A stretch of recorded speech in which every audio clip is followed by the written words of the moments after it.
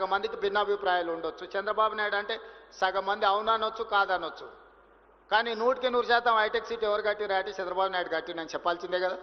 ఆ వ్యక్తి కొందరికి నచ్చొచ్చు నచ్చకపోవచ్చు. రాజశేఖర రెడ్డి గారు కొందరికి నచ్చొచ్చు నచ్చకపోవచ్చు.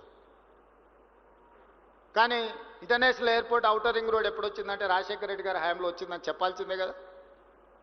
మాస్ డెవలప్మెంట్, ట్రంక్ ఇన్ఫ్రాస్ట్రక్చర్ ఎట్లా చేయాలి. ఈరోజు ఆనాడు చంద్రబాబు నాయుడు గారు, డాక్టర్ వైఎస్ రాజశేఖర రెడ్డి గారు హైటెక్ సిటీ, ఐటీ కంపెనీలతో పాటు ఔటర్ రింగ్ రోడ్, అంతర్జాతీయ ఎయిర్పోర్ట్ లాంటివి తీసుకురాకపోయి ఉంటే, ఈ ట్రంక్ ఇన్ఫ్రాస్ట్రక్చర్ డెవలప్ చేయకపోయి ఉంటే ఈరోజు ఇంత గొప్ప ప్రాపర్టీ షో మీరు చేసుకునే వాళ్ళ. ఆ రోజు ఆ విజన్ చేసినప్పుడు కూడా ఆ నాయకుల మీద కూడా అలిగేషన్స్ వచ్చిన ఔటర్ రింగ్ రోడ్ అనుకొండలాగా మారింది అన్నోళ్ళు ఉండొచ్చు. హైటెక్ సిటీ పక్కన వాళ్ళకి కావాల్సిన వాళ్ళకు భూములు ఉన్నాయి, ఆ భూముల కోసమే హైటెక్ సిటీ కట్టిండని అనుమానాలు ఉండొచ్చు, అపోహలు సృష్టించి ఉండొచ్చు, కొంతమంది ఆలోచన చేసి ఉండొచ్చు. ఎక్కడ ఏ డెవలప్మెంట్ చేసినా ఎవరికో ఒకరికి డెఫినెట్గా బెనిఫిట్ అవుద్ది. ఇప్పుడు నేను ఫ్యూచర్ సిటీని, భారత్ ఫ్యూచర్ సిటీని ఒక కాలుష్యమైన నగరంగా మార్చాలనుకుంటున్నప్పుడు ఆ కాలుష్యాన్ని తొలగించి ఒక బ్రహ్మాండమైన నగరాన్ని నిర్మించాలని ప్రణాళికలు వేసినప్పుడు అది ఫోర్త్ సిటీ లేదా అది ఫ్యూచర్ సిటీ అని నేనంటే ఫోర్ బ్రదర్స్ సిటీ అని కొంతమంది అని ఉండొచ్చు. మీరే కదా నా బ్రదర్సు, మీకోసమే నేను డిజైన్ చేస్తున్నా. Why should I care all these comments? ఆనాడు జైపాల్ రెడ్డి గారు హైదరాబాద్ నగరానికి మెట్రో ఇవ్వకపోయిన ఉంటే దేశంలోనే రెండో అభివృద్ధి చెందిన మెట్రో నగరంగా హైదరాబాద్ ఉంటుండేనా? హైదరాబాద్ నగరానికి ఆ రోజు రాజశేఖర రెడ్డి గారు ప్రతిపాదనిస్తే స్టక్ డౌన్ అయిన హైదరాబాద్ మెట్రోని జైపాల్ రెడ్డి గారు శాంక్షన్ ఇవ్వడమే కాదు, వైబుల్ గ్యాప్ ఫండ్ ఇచ్చి ఈ నగరానికి మెట్రోని ఇచ్చాడు. మరి ఆ తర్వాత మెట్రో విస్తరించకపోవడం వల్ల ఈరోజు 9వ ప్లేసుకు పోయినాం. We have neglected 10 years.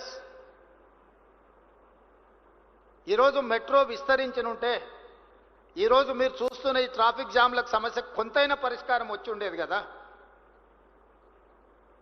ఈరోజు హైటెక్ సిటీ దగ్గరున్న మెట్రో ఫైనాన్షియల్ డిస్ట్రిక్ట్ నుంచి నియోపోలిస్ వరకు ఎక్స్పాండ్ చేసినుంటే అభివృద్ధి జరిగి ఉండేది కదా. ఈరోజు ఇంటర్నేషనల్ కనెక్టివ్ ఉన్న ఎయిర్పోర్ట్కి ఎందుకు మెట్రో ఇవ్వలేదు? ఎందుకు డిజైన్ చేయలేదు? డిజైన్ చేసిన వాళ్ళు కూడా ఔటర్ రింగ్ రోడ్ మీద నుంచి మెట్రో డిజైన్ చేశారు. ఎవరెక్కాలి? జూబ్లీ హిల్స్లో ఉన్నోళ్ళు, బంజారా హిల్స్లో ఉన్నోళ్ళు, లేకపోతే ఇక్కడ ఉన్నోళ్ళు ఎంతమంది మెట్రో ఎక్కుతారు? ఇక్కడ నుంచి మీరు ఔటర్ రింగ్ రోడ్ ఎక్కినా కూడా అదే స్పీడ్తో మీరు ఎయిర్పోర్ట్కు చేరుకుంటారు. మల్టీ యూటిలిటీ ట్రాన్స్పోర్టేషన్ అనేది హై డెన్సిటీ పాపులేషన్ ఉన్న మధ్యలో నుంచి ఉండాలి. జనసాంద్రత ఉన్న ప్రాంతాలలో మల్టీ యూటిలిటీ ఉండే ట్రాన్స్పోర్టేషన్ ఏర్పాటు చేయాలి. మనిషి అనేటోడే లేడు, మనిషి అనేటోడు కూడా రాడు. ఎందుకంటే హైటెక్ సిటీకి ఈ పక్కన ఆ పక్కన చెరువులో ఫారెస్టో ఏదో ఒకటి ఉంది, ఎవరెక్కాలి ఎవరు దిగాలి. అందుకే నేను నాగోల్ నుంచి ఎల్బీ నగర్ నుంచి ఓఎస్సీ హాస్పిటల్ నుంచి చాంద్రాయణగుట్ట నుంచి agriculture university, where I'm going to construct a high court with in 100 acres. From there to Shamshabad to airport. I have redesigned metro. LB Nagar నుంచి హయత్ నగర్ వరకు ఎక్స్పాండ్ చేయమని చెప్పిన మెట్రోని. Hayat Nagar is one more city now. Kukatpally తర్వాత Patancheru, BHEL దాటి metro అవసరం ఉంది. లక్షల మంది అక్కడ కార్మికులు పనిచేస్తున్నారు. అక్కడికి ఎక్స్పాండ్ చేయమన్నా. హైటెక్ సిటీ నుంచి ఫైనాన్షియల్ డిస్ట్రిక్ట్ నుంచి ఈరోజు కోకపేటలో 100 కోట్లు పెట్టి ఎకరం కొనుక్కున్న మీ ప్రాంతాన్ని నియోపోలిస్కి మెట్రో ఎక్స్పాన్షన్ చేయమని చెప్పిన నేను. ఇట్లా ఎక్కడెక్కడైతే లాస్ట్ మైల్ కనెక్టివిటీ తక్కువ ఉందో ఇవాళ వాటన్నిటినీ లాస్ట్ మైల్ కనెక్టివిటీ చేయడానికి నిరంతరం నేను ప్రయత్నం చేస్తున్నా. ఈరోజు మీ కంటోన్మెంట్ ఏరియా బాటిల్ నెక్ ఉంది. రాజశేఖర రెడ్డి గారు ముఖ్యమంత్రిని, మన్మోహన్ సింగ్ గారు ప్రధానమంత్రిగా ఉన్నప్పుడు కూడా డిఫెన్స్ ల్యాండ్స్ 1 ఇంచ్ కూడా ఇవ్వలేదు. డిఫెన్స్ వాళ్ళు 1 ఇంచ్ భూమి కూడా ఇవ్వరు. దాదాపుగా 200 ఎకరాలు ప్యారడైజ్ నుంచి బాటిల్ నెక్స్ ఇటు రాజీవ్ రహదారి వైపు కానీ అటు షామీర్పేట వైపు కానీ ఈరోజు ఎలివేటెడ్ కారిడార్లకు నేను ముఖ్యమంత్రి అయినకపోయి ఢిల్లీలో కూర్చొని నేను అనుమతులు తీసుకొచ్చిన.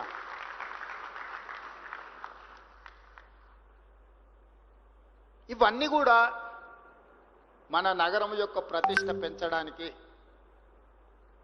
ఈరోజు షామీర్పేట వరకు మెట్రో, ఈరోజు మేడ్చల్ వరకు మెట్రో ఎక్స్పాన్షన్కి మనం ప్రతిపాదనలు ఇచ్చినాం. షామీర్పేట్ మేడ్చల్ కూడా ఈరోజు ఒక నగరం స్థాయిలో విస్తరించినాయి. వీటన్నిటిని మనం అభివృద్ధి చేసుకోవాలంటే సంకల్పం ఉండాలి, ప్రణాళిక ఉండాలి, దాంతోపాటు ప్రయత్నం ఉండాలి. అప్పుడప్పుడు లెక్కలేస్తుంటారు, ఒకటోసారి రెండోసారి మూడోసారి అరాజ్ బాడినట్టు ఢిల్లీ పోయిండని. అనుమతులు ఢిల్లీలో ఇచ్చేది ఉంటే ఏడికి పోవాలి నేను? మీ హై రైజ్డ్ పర్మిషన్కి బెంగళూరు అనుకుంటా ఎయిర్పోర్ట్ అథారిటీ క్లియరెన్స్ ఇవ్వాలంటే, అవునా? ఢిల్లీ అంటే సదరన్ పార్ట్ ఆఫీస్ బెంగళూరులో ఉందా? ఎయిర్పోర్ట్ అథారిటీ క్లియరెన్స్ ఒకవేళ హై రైజ్డ్ పోయినప్పుడు వాట్ ఎవర్ ఢిల్లీలో ఉందనుకోండి, అనుమతులు ఇవ్వాల్సింది ఢిల్లీలో ఉంటే మీరు దుబాయ్ పోయి అడగలేరు కదా. మెట్రోకి అనుమతి ఇవ్వాలన్నా, మూసీకి అనుమతి ఇవ్వాలన్నా, ఎలివేటెడ్ కారిడార్స్కి అనుమతి ఇవ్వాలన్నా, డిఫెన్స్ ల్యాండ్స్ ఇవ్వాలన్నా, లేకపోతే గ్రాంట్ ఇవ్వాలన్నా, లోన్కి సావరిన్ గ్యారంటీ ఇవ్వాలన్నా కేంద్ర ప్రభుత్వం ఇవ్వాలి. కేంద్ర ప్రభుత్వం ఎక్కడి నుంచి ఫంక్షన్ చేస్తుంది, ఎక్కడి నుంచి పనిచేస్తుంది? ఢిల్లీ నుంచి. భారత రాజ్యాంగం రాసేటప్పుడే state subject, central subject, concurrence list అని 3 రకాలుగా పరిపాలనకు వెసులుబాటు ఇచ్చారు. ఒకటి రాష్ట్రమే నిర్ణయాలు తీసుకోవచ్చు, 2 కేంద్రమే తీసుకుంటే like railway, like airport authority or otherwise telecom ఇట్లాంటివి ఉంటే, కొన్ని రాష్ట్రం కేంద్రం కలిసి వ్యవసాయము, విద్య ఇట్లాంటివి రాష్ట్రం కేంద్రం కలిసి నిర్ణయాలు తీసుకోండి. మరి వాళ్ళందరినీ కలిసి ప్రయత్నం చేస్తుంటే ఢిల్లీలో మాకు పెద్ద బంగ్లా ఇచ్చిండ్రు ముఖ్యమంత్రికి. ఢిల్లీలో బంగ్లా ఎందుకు ఇచ్చిండ్రు? ఢిల్లీలో వచ్చి 4 రోజులు ఉండి, నెలకు 4 రోజులు ఢిల్లీలో ఉండి అన్ని శాఖల అనుమతులు తీసుకొని పోవడానికి ఢిల్లీలో ముఖ్యమంత్రి గారికి బంగ్లా ఇచ్చిండ్రు. దాన్ని ఫామ్ హౌస్ లాగా వాడుకొని దావతులు చేసుకోనికి ఇయ్యలే. దాన్ని సద్వినియోగం చేస్తున్నా. ఈరోజు కేంద్రం నుంచి నేను తీసుకొచ్చిన అనుమతులు మీరు లిస్టు తీసుకోండి. ఎప్పుడైనా అసెంబ్లీలో లిస్ట్ అంతా పెడతా నేను. గతంలో పాలకులు కాళేశ్వరం కార్పొరేషన్ పేరు మీద 1 lakh crores ఆల్మోస్ట్ ఖర్చు పెట్టి దాంట్లో ఒక 70,000 కోట్లు మీరందరు వ్యాపారంలో ఉన్నారు కాబట్టి మీతో పంచుకుంటున్నా. 12 years టైంకి 11.5% రేట్ ఆఫ్ ఇంట్రెస్ట్లో అప్పులు తీసుకొచ్చి, అసలు ఎవరైనా మన సొంత వ్యాపారం అయితే 11.5% at the rate of 11.5% per annum మనం అప్పులు తెస్తామా? 12 సంవత్సరాల పరిమితికి లోబడి 3 సంవత్సరాలు ఆల్రెడీ అయిపోయింది. ఇప్పుడు 9 ఏళ్ళ నేను వచ్చిన 20 నెలల 29,000 కోట్లు నేను అప్పు కట్టిన కాళేశ్వరానికి. కాళేశ్వరంలో ₹1 నేను ఖర్చు పెడితే నాకు 42 పైసలు రిటర్న్ వస్తుంది. BC ratio, cost benefit ratio చూస్తే ₹1 నేను విద్యుత్కు ఇతర ప్రాజెక్ట్ కాస్ట్కి క్యాపెక్స్ మీద నేను కట్టే ఇంట్రెస్ట్ లెక్కేస్తే ₹1 నేను పెట్టుబడి పెడితే నాకు 42 పైసలు వస్తుంది. నేను 50 సార్లు పోయి మోడీ గారిని కలిసిన ప్రతిసారి నాకు డెట్ రీస్ట్రక్చర్ కావాలి. నువ్వు దివాలా తీసినోనికి డెట్ రీస్ట్రక్చర్ ఇస్తావు, ఎన్సీఎల్టీ పోయినోనికి డెట్ రీస్ట్రక్చర్ ఇస్తావు, నేను ఆన్ టైం కడతా అంటే నాకు డెట్ రీస్ట్రక్చర్ ఎందుకు అని ప్రధానమంత్రి గారితో 10 సార్లు మాట్లాడి మన 26,000 కోట్ల రూపాయలని 35 సంవత్సరాలకు రీస్ట్రక్చర్ చేయించి 7.5% రేట్ ఆఫ్ ఇంట్రెస్ట్కు నేను ఢిల్లీ నుంచి సాధించి వచ్చిన. This is what my capability. That is their capability at the cost of 11.5% interest and 12 years moratorium.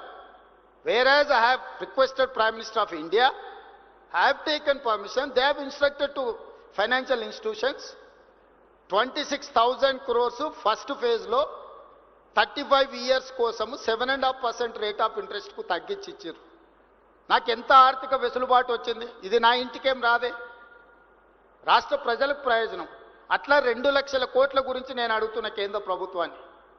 35-40 సంవత్సరాల పీరియడ్కు 7.5%కు తగ్గించండి. నాకు ఇది లయబిలిటీ అయిపోయింది, ఈ లయబిలిటీ నేను మొయ్యలేను, ఇది ప్రజల సొమ్ము, ప్రజలకు అన్యాయం చేస్తే కుదరదు అని డెట్ రీస్ట్రక్చర్ కోసం నేను ప్రయత్నం చేస్తున్నా.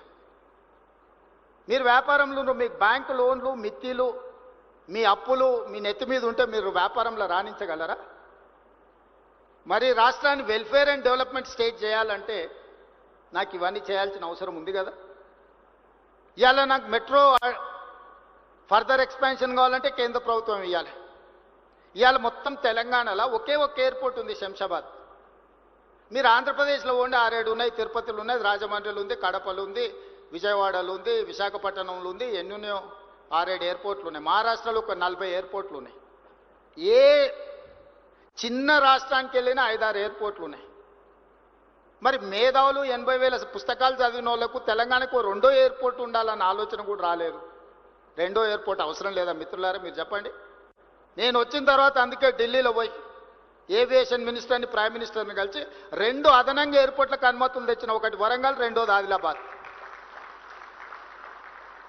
ఒకప్పుడు ఇతర రాష్ట్రాల నుంచి వచ్చేటోళ్ళు రైల్వే స్టేషన్కు మీ ఇల్లు ఎంత దూరం, మీ ఆఫీస్ ఎంత దూరం అని అడిగేటోళ్ళు. సొంత రాష్ట్రంలో గ్రామాల నుంచి వచ్చేటోళ్ళు బస్ స్టాండ్కు మీ ఇల్లు ఎంత దూరము, మీ ఆఫీస్ ఎంత దూరం అని అడిగేటోళ్ళు. ఇవాళ ఇతర దేశాల నుంచి వచ్చేటోళ్ళు ఏమడుగుతారు, ఎయిర్పోర్ట్ నుంచి ఎంత దూరం ఉంది మీ ఇండస్ట్రియల్ హబ్ కానీ, మీ కార్పొరేట్ ఆఫీస్ కానీ ఎయిర్పోర్ట్ నుంచి ఎంత టైం పడుతుంది రీచ్ అవ్వడానికి అని అడుగుతారు. మరి అట్లాంటి ఎయిర్పోర్ట్లు తెలంగాణకు అడిషనల్గా ఉండాల్సిన అవసరం లేదా? అనుమతులు తేవాల్సిన అవసరం లేదా? దానికి అవసరమైన నిధులు కేంద్ర ప్రభుత్వం నుంచి తెచ్చుకోవాల్సిన అవసరం లేదా? ఎయిర్పోర్ట్ వస్తే ఆ విమానం వచ్చి మా ఇంట్లో ఆగుద్దా? ఎయిర్పోర్ట్ వస్తే దాంతోపాటు మీకే అభివృద్ధి వస్తుంది, మీ ఇన్వెస్ట్మెంట్స్ పెంచుకోవడానికి ఉంది. Tier 2, Tier 3 సిటీస్ కూడా డెవలప్ అవ్వడానికి అవకాశం ఉంది. ఇండస్ట్రియల్ గ్రోత్ వస్తే ఆటోమేటిక్గా ఆదాయం పెరగడానికి అవకాశం ఉంది. మీరు ఎక్కడనో ఎత్తుకుంటూ పోయి పెట్టుబడులు పెట్టేది ఎందుకు? మీ పెట్టుబడులు ఇక్కడ పెడితే మీ పెట్టుబడులే 2 ఆదాయాన్ని తెచ్చిపెడతాయి కదా. దానికోసమే కదా ఈరోజు మెట్రో అనుమతులు అడిగినా, ఎయిర్పోర్ట్ అనుమతులు అడిగినా, రీజనల్ రింగ్ రోడ్ అనుమతులు అడిగినా, రీజనల్ రింగ్ రైల్ అనుమతులు అడిగినా. ల్యాండ్ లాక్ స్టేట్, మనకు పోర్టు లేదు. ఈ దేశంలో అన్ని రాష్ట్రాలకు దాదాపు ఏదో రకంగా పోర్టులు ఉన్నాయి. మీకు ఏ వైపు నుంచి వెళ్ళినా కూడా నాట్ లెస్ దాన్ 300 కిలోమీటర్స్ మీరు ఎక్కడికి చేరలేరు. అందుకోసం మనకు ఇండస్ట్రియలైజేషన్ ఆగిపోయింది. ఆటోమొబైల్ ఇండస్ట్రీ రమ్మంటే పోర్ట్ ఎంత దూరం ఉందని అడుగుతున్నారు. జపాన్లో మేము ఎవరితో మాట్లాడినా, టయోటా, హోండా, ఏ కంపెనీతో మాట్లాడినా వాళ్ళు పోర్ట్ కనెక్టివిటీ అడుగుతున్నారు. ఇవాళ అందుకే ఒక ఔటర్ రింగ్ రోడ్ 160 కిలోమీటర్స్ నిర్మాణం జరిగితేనే ఈరోజు 3 లక్షల కోట్ల ఆదాయానికి తెలంగాణ రాష్ట్రం పెరిగింది. అందుకే కేంద్ర ప్రభుత్వంతో మాట్లాడి ఆగిపోయిన regional ring road 360 kilometre regional ring రోడ్తో పాటు all along with regional ring road, regional ring ride కూడా మనం ఈరోజు ప్లాన్ చేసుకున్నాం. కేంద్ర ప్రభుత్వం అనుమతి ఇచ్చింది. ఈరోజు ఔటర్